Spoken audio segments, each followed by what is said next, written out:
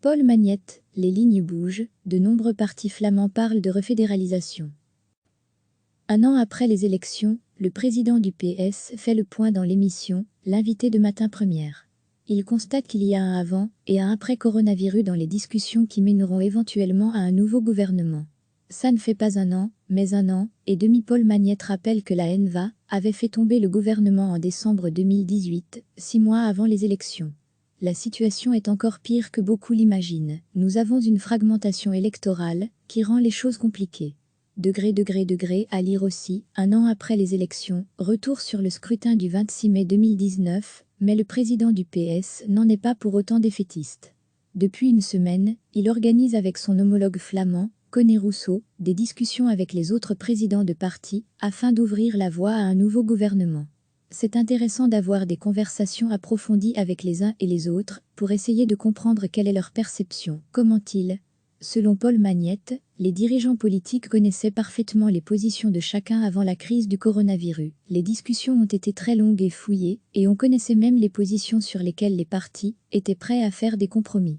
En mars, la crise du coronavirus a frappé dans notre pays, et il y a une prise de conscience générale, explique le président du PS. Certains disent que c'est un nouveau monde qui est en train de se construire. Avant d'ajouter, les lignes bougent. Elles peuvent paraître anodines, mais elles sont fondamentales. Il y a de nombreux partis flamands qui parlent de la refédéralisation de compétences, ça n'était jamais arrivé. Que ce soit le SP.A, l'Open VLD ou Groen, ces trois partis évoquent la refédéralisation des soins de santé. Ce n'est pas le seul point de rapprochement que met en avant Paul Magnette. Il n'y a plus aucun parti qui ose parler d'économie dans les soins de santé, même si certains le pensent encore. On voit que les hôpitaux accusent des déficits de 5 à 7 milliards.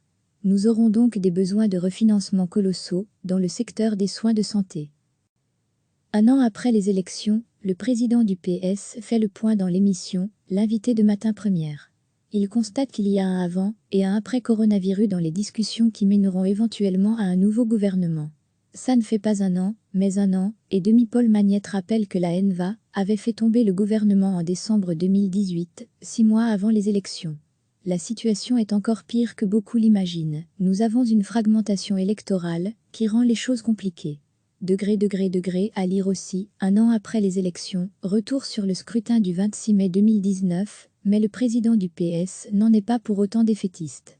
Depuis une semaine, il organise avec son homologue flamand, Conor Rousseau, des discussions avec les autres présidents de partis afin d'ouvrir la voie à un nouveau gouvernement.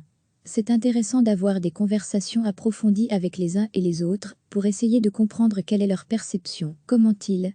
Selon Paul Magnette, les dirigeants politiques connaissaient parfaitement les positions de chacun avant la crise du coronavirus. Les discussions ont été très longues et fouillées, et on connaissait même les positions sur lesquelles les partis étaient prêts à faire des compromis.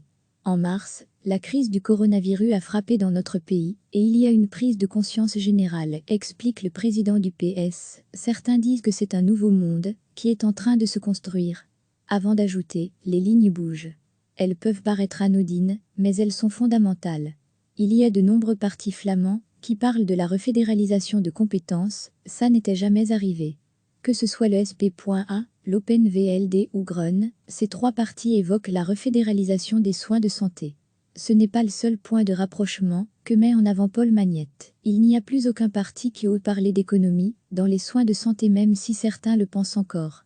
On voit que les hôpitaux accusent des déficits de 5 à 7 milliards.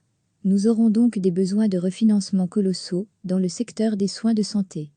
Cliquez sur s'abonner pour recevoir les dernières nouvelles.